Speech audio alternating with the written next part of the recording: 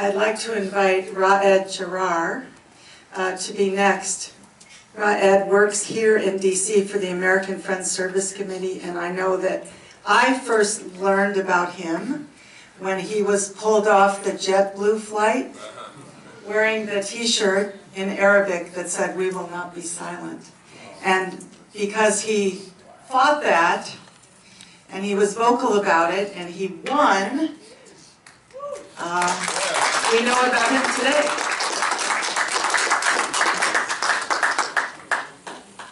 Thank you, Deborah. Thank you, everyone. I see someone wearing the t-shirt in the back. Unfortunately, that wasn't my first encounter with the U.S. government. I had a few other encounters before that, including a U.S. tank that ran down my street in Baghdad 12 years ago. I was actually living in Iraq during the 90s. I was born there. I'm half Iraqi and half Palestinian, half Sunni and half Shiite, or as they call us in Iraq, sushis. I have a lot of halves and halves in my family. And we lived, on and off in Iraq and Jordan and Saudi Arabia and other parts of the region. But I was in Baghdad 12 years ago. And I always remember that, the shock and awe. How awful it was. How shocking it was. The other day I was remembering my mother, who's a friend of Cindy's. She's a civil engineer. That's how my parents met. They met at school. And my mother is a very empowered woman. She's a feminist who, in the late 60s and early 70s, got in fights with men when they stood up in the bus to give her their seat, because men and women are equal. All of you give me a seat. But this civil engineer that built many homes and schools and hospitals around the region, I always remember this one scene during shock and awe. The five of us, my parents and myself and my two siblings, were all hiding in one of the bedrooms on the ground floor. And it's terrifying. It's terrifying even for us, a generation that grew up in Iraq, lived through so many wars. Because shock and awe wasn't the first time that Iraq was bombed by the US. The US has been bombing Iraq since January of 1991. It's been 24 years of bombardment, more or less the same policies. But even with that, even with all of the experience that we had, it was really shocking. So I remember my mom, we lived in the safe room in the ground floor, and the house is shaking and dust is coming out of the walls every time a missile falls in our neighborhood. And she put the sheets on her head. She was so scared that she hid under the sheets. It just breaks my heart to think that this civil engineer, who knows exactly how strong reinforced concrete ceiling can hold, is so terrified that she would hide under the cover. That is the terror that the US has put Iraqis through. And that wasn't the worst of it. We're among the lucky ones. We got a few near misses. I was kidnapped once. My brother was kidnapped and kept in the dungeon of the Ministry of Interior. My mother was hijacked. Her car was hijacked, and they almost shot her. But none of us died, and we all left the country. I was earlier speaking to one of my friends outside, and she asked me, how's your family in Iraq? Are they okay? And I said, I don't have family in Iraq. I was born in that country. I had almost every single person who I knew in my entire life living within a 30-minute drive from our home in Baghdad. But a few years after the invasion, they're all either dead or they have left. Because 5 million Iraqis had to leave their homes in the last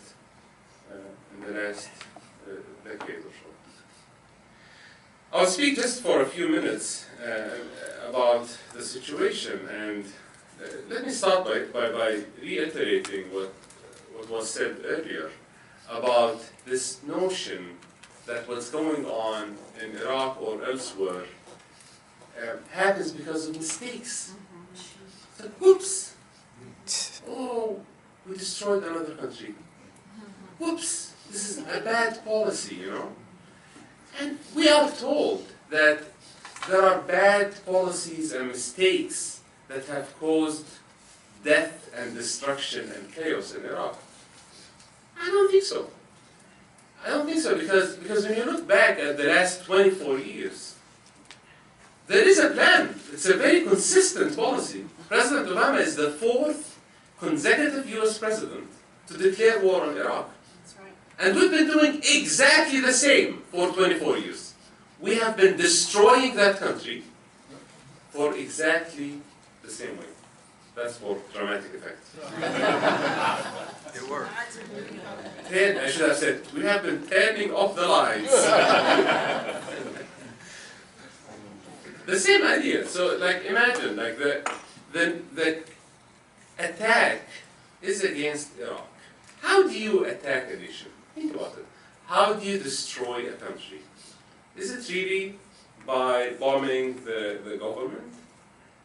Maybe that will destroy the government. But how do you destroy a nation? It's such a hard question, right? I've never really thought about it before seeing what happened in Iraq, because Iraq as a nation was destroyed. There was a plan, and this plan has costed us in the US, taxpayers, trillions of dollars. It has costed Iraqis trillions of more dollars. There's a plan that someone is paying for it to destroy the national identity of Iraq, the territorial integrity of Iraq, the demographic overlap of Iraq. These things, you know, we're talking about things that are way, way harder and more complicated than us to expect one united nation where people live together. And then someone said, why don't we divide that nation into 3 or 4 more enclaves that are sectarian and ethnic, rather than having it as one united nation? This is equivalent to someone coming to the US and saying, let's cut the US to 3 nations. 1 black nation, and 1 white nation, and 1 Hispanic nation. It's actually worse than that. Because in the US, there are real divisions and different roots between African Americans and white Americans and people of, brown people. I was told I was a brown person when I landed in the US.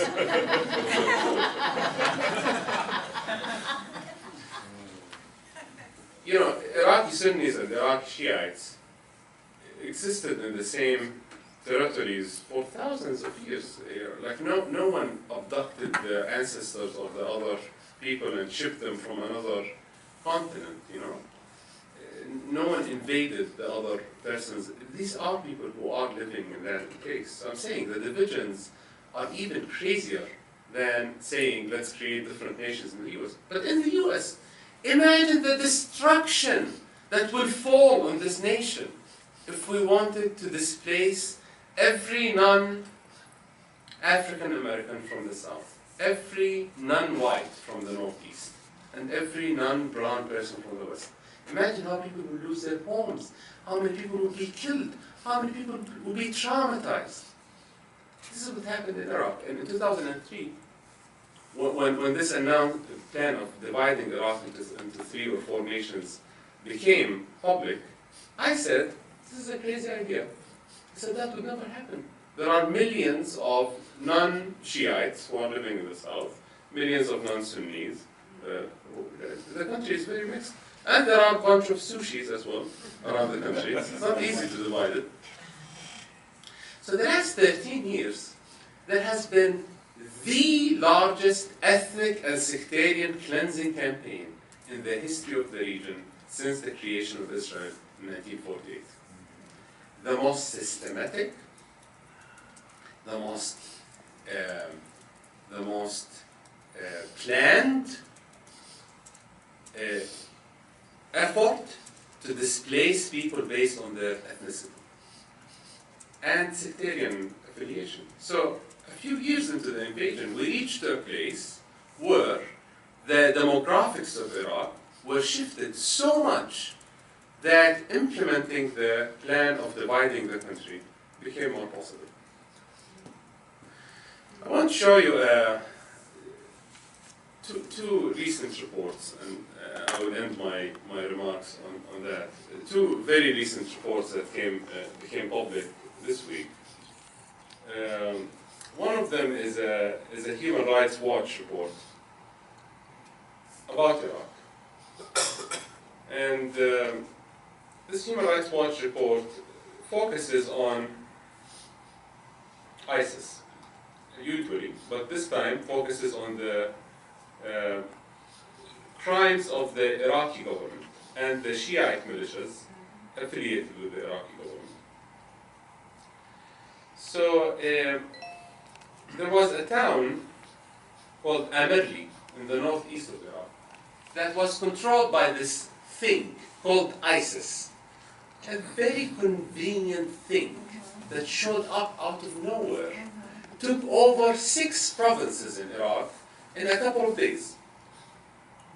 5,000 men in pickup trucks took over 6 provinces, 33% of the territory of the country, that has spent tens of billions of dollars on buying weapons without really firing so many bullets, actually. It's a very, very convenient thing. So ISIS came and filled this void. There was a void in these 6 provinces in the last 13 years for a separatist Sunni group. There was no separatist Sunni groups. There are separatist Shiite groups in the south of Iraq, and they want to create a Shiistan around here, right? So this area, there are many separatist Shiite groups. In the north of Iraq, there are many separatist Kurdish groups. In the middle and west of Iraq, there were no separatist Sunni groups until June of last year. This group pops up and it says, we are a Sunni group and we want to create a state separate than the rest of us.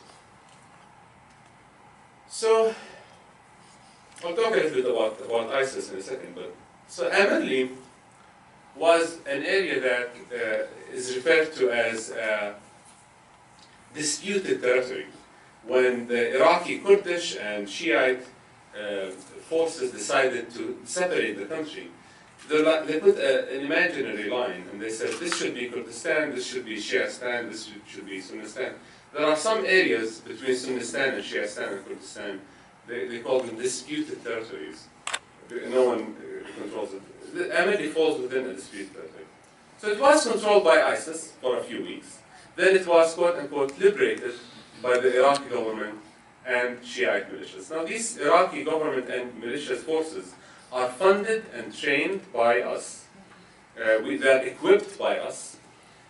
Kurdish militias are funded and equipped by us. And we're also dropping bombs from the sky to support them. So these red dots around Amirli are the towns that were, every black dot is the towns that the US bombed, and every red circle is the level of ethnic cleansing that happened after these groups kicked ISIS out. I want to show you inside the report. There's one image that I want to share, and then I'll move on. The reason why I'm showing this, and you guys should read the report and check it out, it's on HRW's website. The reason why I'm showing it is that this is a very small story. It's a very small portion of the story. It's one town. But what you can see in this is that there is a systemic effort in ethnic cleansing inside Iraq that is led by parties that are funded and trained by the United States. It's not that crazy violence that's just going because of no reason. There is a systemic plan going behind it. I wanted to look at this map. This is a village. After ISIS left the village, the Iraqi forces went inside and they burned every single house for Sunni Arabs. The red dots are houses that were burned by arson, by gasoline. Look at the effort. This is not crazy violence. Someone has a list of houses. This is a very systemic plan. We know exactly what we're doing there. There is a systemic ethnic cleansing plan that's going on. And so if you look at the larger picture of this report and other reports, ISIS is giving this amazing opportunity for us to complete our declared policy of dividing Iraq into 3 or more regions. So there is, there is some inconvenience that happened through the creation and the existence of ISIS, but it's actually very convenient to many powers, including the Iraqi government and the US and Iraq. The other report I want to mention, and I mentioned this briefly to Cindy earlier, is a report that came out today by Physicians for Social Responsibility. It's the 4th report of its kind, the 4th or 5th, that confirms that the number of people who were killed in Iraq is 5 million. So it's 5% of the country. 1 million people were killed. 5 million people were displaced. 1 million human beings were killed since 2013. So I also encourage you to look at the report. It has since 2003. So 1 million Iraqis were killed since the invasion, since 2003. And these are not deaths that, because of displacement. These are deaths because of violence and attacks and murders. So before I stop, I just want to say that the narrative now in DC is that we have to continue bombing Iraq because there is another reason now, right? There is ISIS, this bad guy that we have to step in and work with our good allies to save the day. Things on the ground are very different. There is strong evidence to suggest that, on the one hand, other groups, whether they are Shiite or Kurds or even Christian, the other militias are as bad as ISIS. We don't really hear about their crimes as much because they happen to be our friends. They're funded by our tax dollars money. And on the other hand, the premise that we can eliminate extremism through more violence shouldn't have passed the leftists. So our premise now, the theme of engagement in Iraq is that we can bomb Iraq into moderation. There is extremism, we'll drop bombs and support sectarian militias, and then that will lead the country into moderation. That we can bomb Iraq into stability. That's the idea. And there is no evidence that that happened. We have been bombing Iraq since 1991. And the fact that Iraq is very unstable now is mostly due to our interventions. The fact that ISIS exists now is mostly due to our intervention. And when you look at the root causes for why groups like ISIS exists, whether they are Sunni or Shiite, whether they are ISIS or Al-Qaeda, the root causes go back to the fact that there is a lack of a strong central government, there is sectarian politics that were introduced in Iraq, and that people, the national identity has been destroyed. And that's why we have symptoms of problem like ISIS. Let me stop here and we can maybe touch on some of the issues regarding ISIS's roots and the ways to actually combat it in the question and answer. Thank you.